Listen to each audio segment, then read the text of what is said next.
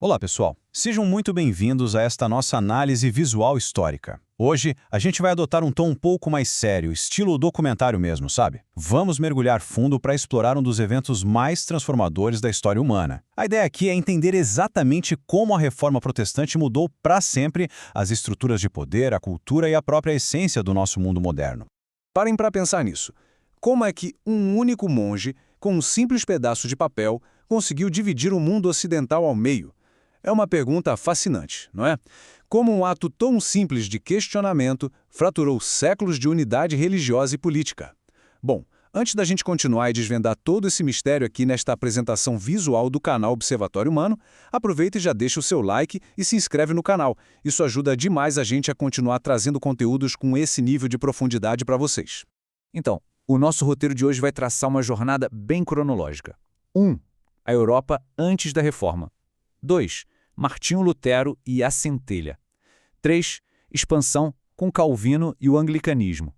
4. A Contra-Reforma Católica. E, por fim, o ponto 5, os legados no mundo moderno. Seção 1. A Europa antes da Reforma, o barril de pólvora. Bom, para a gente compreender o tamanho dessa explosão, primeiro precisamos olhar para a paisagem europeia lá do início do século XVI. A Igreja Católica não era só uma instituição religiosa, não. Ela era simplesmente a entidade mais poderosa de todo o continente. Eles tinham um monopólio gigantesco nas mãos, vastas extensões de terra, uma influência política pesadíssima sobre os monarcas e, claro, o controle absoluto sobre o monopólio espiritual da salvação. E aí a gente entra numa convergência fascinante entre tecnologia e crise moral. Olha só, a invenção da prensa móvel pelo Gutenberg lá por volta de 1440 funcionou como um verdadeiro catalisador tecnológico. De repente, de uma hora para outra, as ideias podiam literalmente viralizar. E essas ideias começaram a circular bem numa época de profunda corrupção institucional, nepotismo e escândalos. O papado de Alexandre VI, da famosa família Borgia, é um ótimo exemplo disso. Ou seja, era a receita perfeita para uma colisão histórica. Mas o ponto crucial aqui, gente, é que esse barril de pólvora não era abastecido só por debates teológicos abstratos. Tinha muita força gigante em jogo. Os monarcas, por exemplo, queriam centralizar o poder e se livrar de vez da interferência do Papa. Já uma burguesia que estava ali emergindo ansiava desesperadamente por liberdade econômica, batendo de frente com as leis católicas que condenavam a usura. Além disso, os nobres estavam super de olho nas terras riquíssimas da igreja e a população em geral. Bom, a população já não aguentava mais aquela carga tributária pesadíssima cobrada por Roma. Estava tudo literalmente prestes a explodir. Seção 2. Martinho Lutero e a centelha. Pois é, e foi exatamente nesse ambiente altamente inflamável que surgiu o estopim. E detalhe, ele não veio de um monarca poderoso ou de um grande general. Veio de um monge agostiniano, um professor de teologia lá na Alemanha, chamado Martinho Lutero. A crise teológica e pessoal desse único indivíduo acabou ecoando as frustrações de um continente inteiro. O grande estopim rolou em torno da venda de indulgências. Basicamente, as indulgências eram a remissão total ou parcial da pena pelos pecados. Só que isso tinha virado uma transação comercial muito explícita. Para Lutero, a ideia de que a salvação ou o perdão de Deus pudessem ser comprados com moedas de ouro era um absurdo total, uma aberração que ia totalmente contra o que a Bíblia ensinava sobre a graça divina. Essa comercialização da fé foi, sem dúvida, a gota d'água.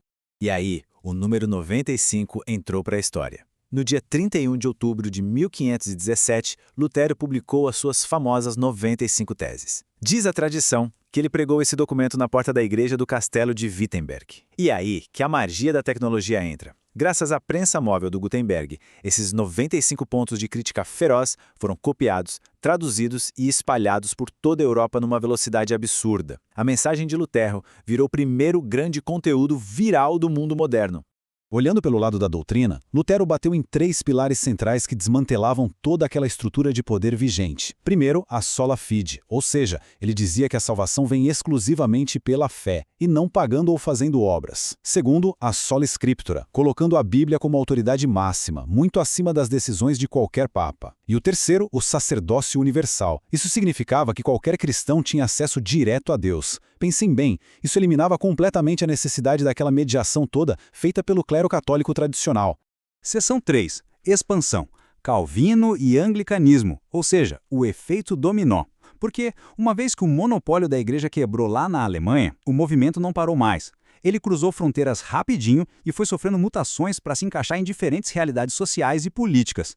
O protestantismo deixou de ser só a reforma do Lutero e virou um gigantesco efeito dominó, dando origem a vertentes novas e superpoderosas.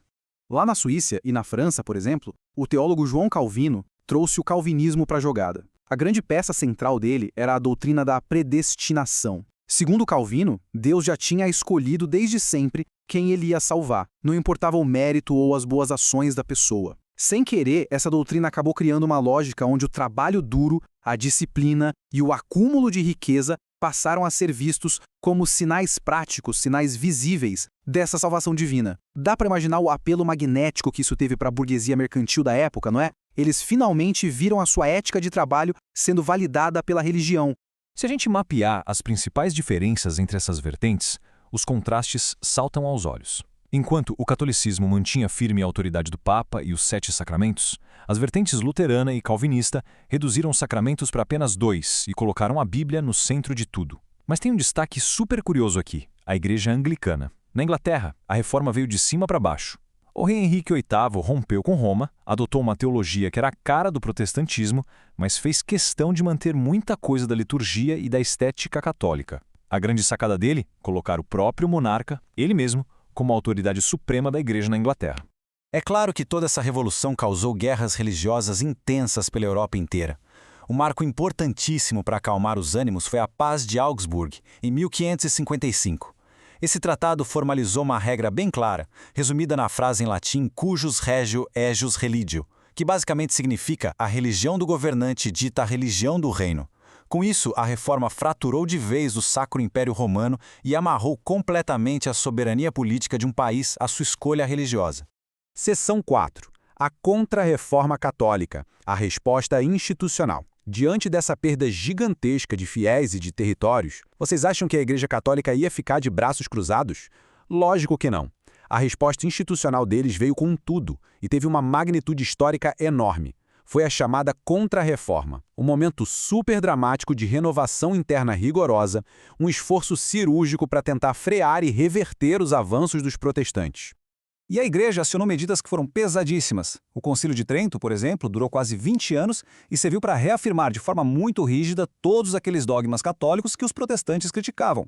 Ao mesmo tempo, eles deram um gás enorme no Tribunal da Inquisição para investigar e processar os hereges. E não parou por aí. Criaram o Index Librorum Prohibitorum, uma lista de livros proibidos. Era uma censura brutal, focada em banir e queimar qualquer texto que fosse considerado subversivo. Deu para notar que a estratégia da Igreja se dividiu muito claramente entre a defesa e a ofensiva, certo? Na Europa, as ferramentas eram defensivas, focando pesado na censura e na Inquisição para erradicar a heresia de dentro de casa. Mas no cenário global, ordens religiosas novinhas em folha assumiram a ofensiva. A mais famosa delas foi a vigorosa Companhia de Jesus, os Jesuítas, fundada por Inácio de Loyola. Os jesuítas se espalharam pelo planeta numa campanha gigantesca, focada em reeducação e missões globais, convertendo novas populações nas Américas, na Ásia e na África, justamente para compensar as perdas lá na Europa. Seção 5. Legados no mundo moderno. As mudanças permanentes. E assim a gente chega na reta final da nossa análise. Aqui, o mais fundamental é entender que todas essas brigas teológicas intensas do século XVI não ficaram trancadas nos mosteiros ou nos livros antigos de história. Na verdade, elas colocaram os tijolos fundamentais para construir as estruturas do mundo moderno em que a gente vive hoje. O legado social e político dessa época é absolutamente profundo. Pensem comigo, aquela ênfase toda do calvinismo no trabalho duro está historicamente ligada à ascensão do próprio capitalismo inicial. Além disso, a exigência de que cada fiel lesse a Bíblia por conta própria deu um empurrão gigantesco nas taxas de alfabetização em massa. Sem falar que essas perseguições mútuas todas acabaram pavimentando o caminho para o conceito moderno de separação entre igreja e Estado. E, por fim, o jeito mais descentralizado e comunitário de gerir essas igrejas reformadas acabou influenciando diretamente a nossa ideia de democracia moderna e participação cívica. Se a gente der uma olhada nos dados demográficos globais hoje em dia, o impacto fica inegável. O que começou como um protesto super localizado lá numa cidadezinha da Alemanha, cresceu e virou uma força enorme. Hoje, os protestantes representam cerca de 37% de todo o cristianismo global. São centenas de milhões de adeptos espalhados pelo mundo, dividindo espaço com a vertente católica, que representa ali na casa dos 50%. Essa frase que acabamos de ver resume de forma muito poderosa o tamanho do que a gente explorou aqui. A reforma protestante foi muito, mas muito mais do que só uma briga sobre indulgências ou sobre a língua em que a missa era rezada. Foi um verdadeiro motor de mudança que derrubou as portas da era medieval, inaugurou a autonomia do indivíduo, democratizou o conhecimento e plantou as sementinhas de um Estado laico institucional. E para fechar, eu queria deixar uma provocação para a gente pensar juntos. Lá no século XVI, a prensa do Gutenberg fez as ideias viralizarem, derrubando o sistema de controle da época e criando novas estruturas de poder.